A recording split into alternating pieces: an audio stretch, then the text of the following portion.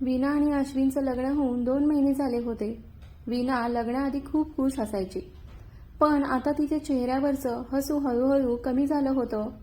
सगळ्यांसमोर तोंडावर खोटं हसू घेऊन ती घरात वावरत होती. तिचं मन आतून इतकं दुःखी झालं होतं की ती कोणतंच सुख अनुभवू शकत नव्हती. तिला असं वाटत होतं की लग्न करून तिने तिच्या आयुष्यातील सर्वात मोठी चूक केली आहे. इतक्या दिवसात अश्विनने कधी वीणाला समजूनच घेण्याचा प्रयत्न केला नाही. तो तिच्याशी जास्त काही बोलतही नव्हता. रात्री बेडरूममध्ये एकांत मिळूनही तो फक्त त्याची गरज भागवण्याच्या नादात असायचा. आणि सकाळ होताच जसं की त्याचा बायकोशी काहीच संबंधच नाही.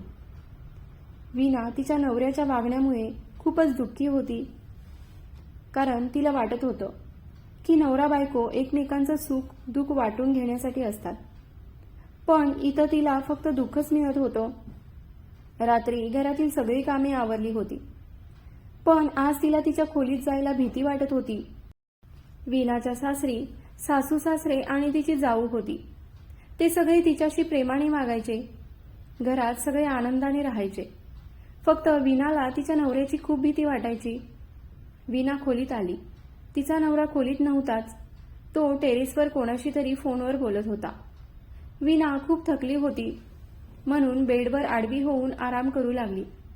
थोड्या वेळाने अश्विन आला. तेव्हा ती गुपचूप कूस बदलून झोपल्याचं नाटक करू लागली, पण त्याला तिच्या झोपण्याने काहीच फरक पडणार नव्हता. त्याला तर फक्त त्याची मनमर्जी करायची होती. त्याने जबरदस्तीने आपल्या बाजूला तिला ओढलं. तेव्हा काल रात्री जी जखम तिला झाली होती त्याचा त्रास तिला होऊ लागला. ती दुखण्याने विवळू लागली, पण त्याने त्याकडे लक्ष दिलं नाही.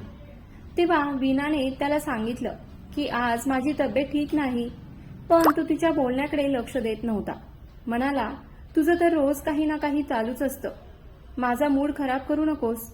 आणि तो त्याची मनमानी करत गेला. आणि वीणा परत दुःखाच्या सागरात बुडून गेली. रडता रडता तिला कधी झोप लागली तिचं तिला समजलं नाही. दुसऱ्या दिवशी ती उठली आणि आरशासमोर जाऊन उभी राहिली. वेदनेने विवळत तिने आरशात पाहिलं. चेहऱ्यावर आणि मानेवर दातांचे निशाण बघून ती रडू लागली.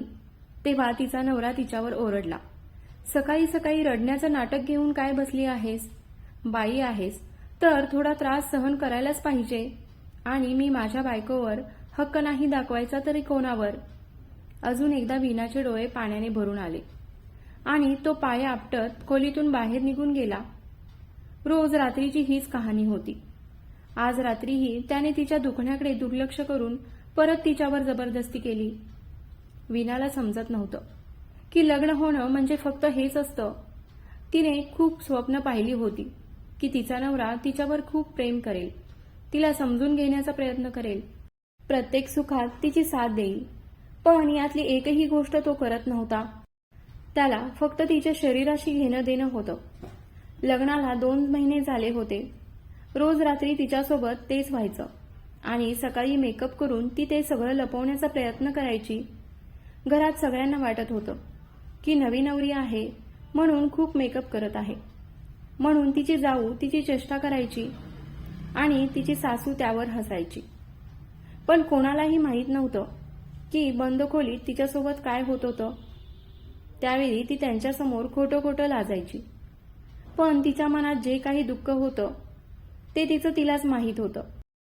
एक जखम भरते ना भरते तोच दुसरी जखम मिळायची. दररोज सकाळी तिचं शरीर वेदनेने दुखायचं. आता तिला या सगळ्याची सवय झाली होती. रोज सकाळी उठायचं, आंघोळ करायची, आवरून शरीरावरील काळ्या आणि निळ्या निशाणांना मेकअप करून लपवायचं आणि खोलीतून बाहेर पडायचं. बाहेर पडल्यावर चेहऱ्यावर खोटं हसू घेऊन सगळ्यांसोबत घरच्या कामात व्यस्त व्हायचं. एके दिवशी वीणाला उठायला थोडा उशीर झाला होता. गडबडीने आंघोळ आवरून मेकअप करून किचनमध्ये आली. तेव्हा तिची जाऊ तिला चेष्टेत म्हणाली, काय वहिनी साहेब, आजकाल तुमची झोप जरा जास्तच गाढ होत चालली आहे. भाऊजी रात्री झोपू देत नाहीत का? काम करणाऱ्या वीणाचे हात अचानक थांबले आणि रात्रीचे दुःखद क्षण तिच्या डोळ्यासमोर दिसू लागले आणि तिचे पाण्याने भरलेले डोळे लपवत ती हसू लागली. तेव्हा तिच्या उघड्या पाठीवर तिच्या जावेची नजर पडली. वीणाच्या गोऱ्या पाठीवर दातांचे निशाण बघून ती स्तब्ध झाली. तिने वीणाच्या खांद्यावर हात ठेवून तिचा चेहरा तिच्याकडे फिरवत म्हणाली, वीणा, तू ठीक तर आहेस ना? वीणाने घाबरून तिची नजर खाली केली. पण तिच्या डोळ्यात पाणी बघून तिची जाऊ सर्व काही समजून गेली. तिने वीणाच्या डोळ्यात बघून विचारलं, तुझ्यात आणि भाऊजींमध्ये सगळं काही ठीक आहे ना? बघ, तू मला ताई समजतेस तर माझ्यापासून काही लपवू नकोस. हे ऐकून वीणाला थोडासा धीर मिळाला आणि इतके दिवस दाबून ठेवलेलं रडू फुटून आलं. वीणा जावेच्या गळ्यात पडून जोरजोराने रडू लागली. हुंदके देत हळू आवाजात तिने सगळं काही सांगितलं की रोज रात्री नवरा माझ्याशी जबरदस्ती करतो. हे ऐकून तिच्या जावेला आश्चर्य वाटलं, कारण अश्विन घरात सगळ्यांशी खूप आदराने वागत असे. घरच्यांच्या आणि जगाच्या नजरेत तो एक सज्जन व्यक्ती होता, पण बायकोसोबत बंद खोलीत तो एक हिंसक होत होता. जावेने तिच्या डोळ्यातील पाणी पुसलं आणि तिला विचारलं, तू इतके दिवस शांत का राहिलीस? तू याबद्दल कोणाशी काहीच का बोलली नाहीस? तू मला सांगू शकत होतीस ना? सासूबाईंना सांगू शकत होतीस, नाहीतर तुझ्या घरी कोणाशी बोलू शकत होतीस? वीणा म्हणाली, ताई, मला भीती वाटत होती.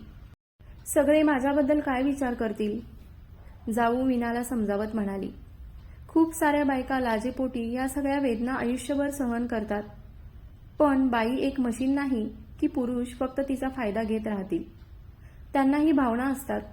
जर पुरुषाला वाटत असेल की त्याचा त्याच्या बायकोवर अधिकार आहे, तर तिची काळजी घेणं हेही त्याचं कर्तव्यच आहे. तुझ्या नवऱ्याने तुझ्यावर अधिकार तर गाजवला, पण काय त्याने त्याचं कर्तव्य पार पाडलं? वीणाने मान खाली घातली. तेव्हा जावेने वीणाचा हात पकडून तिला सासूकडे नेलं. सासूबाई पेपर वाचत होत्या. जावेने त्यांच्या हातातील पेपर काढून बाजूला ठेवला. तेव्हा त्या म्हणाल्या, सूनबाई, तू पेपर का काढून घेतलास? जगात काय चाललं आहे ते तरी वाचू दे. जाऊ त्यांना म्हणाली, जगाचं राहू दे, आधी तुमच्या घरात काय चाललं आहे ते बघा. आणि तिने वीणाच्या पाठीवरील निशाण सासूबाईंना दाखवले आणि सर्व हकीकत सांगितली. वीणाची सासू डोक्याला हात लावून बसली. म्हणाल्या, मला माहीत नव्हतं की माझा मुलगा असाही वागू शकतो, पण तो जे काही करत आहे ते चुकीचं आहे. येऊ दे तुझ्या सासऱ्यांना, मी त्यांना कानावर घालते सगळं, आणि मग आपण सगळे मिळून त्याला समजावून सांगू.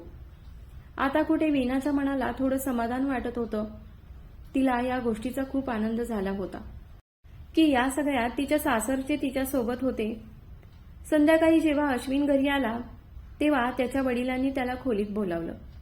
अश्विन खोलीत गेला तेव्हा त्यांनी त्याला समजावून सांगितलं की हे बघ, नवरा बायकोचं नातं एक सुंदर नातं असतं, पण जो नवरा त्याच्या बायकोला फक्त गरजा पूर्ण करण्याचं माध्यम समजत असेल तर ते चुकीचं आहे. वडिलांचं हे बोलणं ऐकून अश्विन थोडा घाबरला. त्याच्या चेहऱ्यावरचा रंगच उडाला होता. तो बोलला, बाबा, तुम्ही जे मला बोलताय ते सगळं कळतंय, पण हे सगळं तुम्ही का मला सांगताय? त्याचे वडील गंभीर स्वरात म्हणाले, सूनबाईने आम्हाला सगळं काही सांगितलं आहे की तिला तू किती वाईट वागणूक देतोस ते. तिचाही जीव आहे, ती मशीन नाही, तिच्यातही भावना आहेत. तुला तुझ्या बायकोची काळजी घेतली पाहिजे, ना की दुःख द्यायला पाहिजे. तुला तुझ्या बायकोला दुःख देऊन तुझ्या संसाराचं सुख घ्यायचं आहे. वडिलांचं बोलणं ऐकून अश्विनने मान खाली घातली. त्याला एक वेगळीच बेचैनी होत होती. कपट्या आवाजात तो म्हणाला, बाबा, मला माहीत नाही मला त्यावेळी काय होतं. मला तिला दुःख द्यायचं नसतं, पण सकाळी उठल्यावर तिला रडताना पाहिलं की मला परत तिचा राग येतो. मी रोज विचार करतो की तिला दुःख द्यायचं नाही, पण माहीत नाही, मला कळत नाही की माझ्याकडून असं का होतंय. आणि तो रडू लागला. त्याचे वडील समजले की अश्विनला आता मदतीची गरज आहे. त्यांनी त्याला सांगितलं की काळजी करू नको, मी तुला डॉक्टरांकडे घेऊन जाईन, सर्व काही ठीक होईल. तुला तुझ्या चुकीची जाणीव असेल तर तू ती चूक सुधारू शकतोस, फक्त तुला थोड्या मदतीची गरज आहे.